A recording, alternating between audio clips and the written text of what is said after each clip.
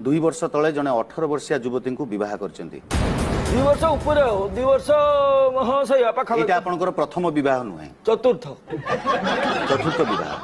आपण ये परिणत बयस रे बाहा हेले काई की तमे केस मते पचारि मु कहि बाहर मो बापर खाइबा नै अछि मोर संपत्ति बाड़ी अछि मोर 30 की बाबी तमे केस ऑर्डर ऑर्डर